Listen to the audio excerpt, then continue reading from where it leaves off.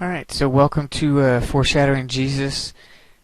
This final is not particularly long in terms of the number of questions, but each question will probably require a longer explanation than what you would normally give.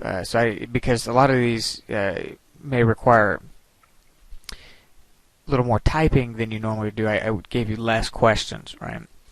Alright, so number one, in your own words, explain the significance of the story in Luke about Jesus on the road to Emmaus, specifically how it shows the importance of Christ in the Old Testament. So I want you to kind of put this into your own words. We did that entire lesson on Emmaus and how when Jesus got ready to show these first disciples that he ran into here about himself, he went directly to the Old Testament. The Bible says that's where he started. And so, Jesus's initial message there was, hey, let's go back. I want to show you how all of the Old Testament was about me to begin with, right? And so something along those lines. I want that put in your own words, and you can go in and add more to it, but that's the basic idea. Number two, what does the name Emmaus mean?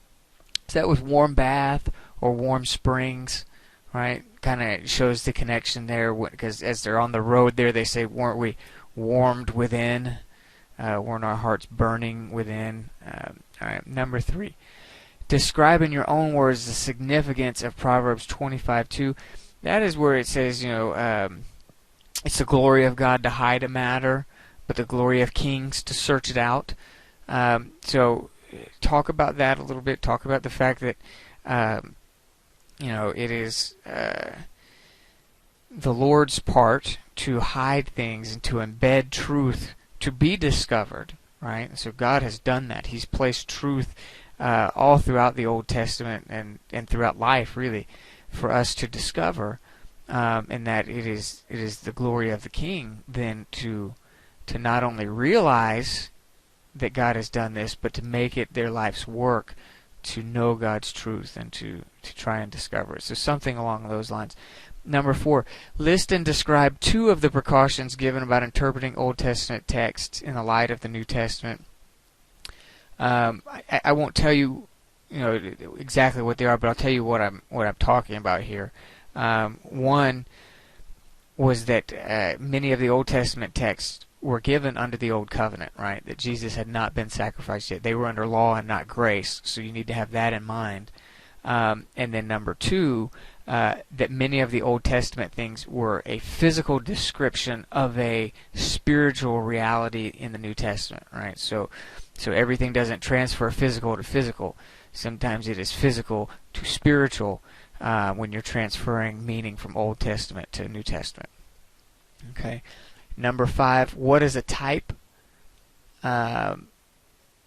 Basically, the definition there would be something that shows a connection between a person, event, or a thing that is intended to convey a truth about Christ. So you don't have to use that exact phrase there, but a person, event, or thing that is designed to convey a truth about Christ. Right? Number six, list and describe two different foreshadowings of Christ that you discovered during your research for this class. Now, let me just give a caveat here. When I say that you discovered during your research for this class, that doesn't mean that you didn't know anything about this before you took the class. I mean, because for the most part, by the time you've made it to your senior level classes, you've got a pretty good understanding of the Word. So I don't mean these are things that you didn't know at all before you came into the class, but just some things, because this was an independent study class, so some things that you studied along your own that you discovered throughout the course of this that were interesting. So two good foreshadows. And the one stipulation I put is that there should be more than one connectivity with Christ. So something that maybe had two or more elements in the foreshadowing that you can draw out and say, okay, that foreshadowed Christ. So the bloody coats in the Garden of Eden. I think you could draw 2 points of comparison out of that. One, that the animal had to suffer and die, right?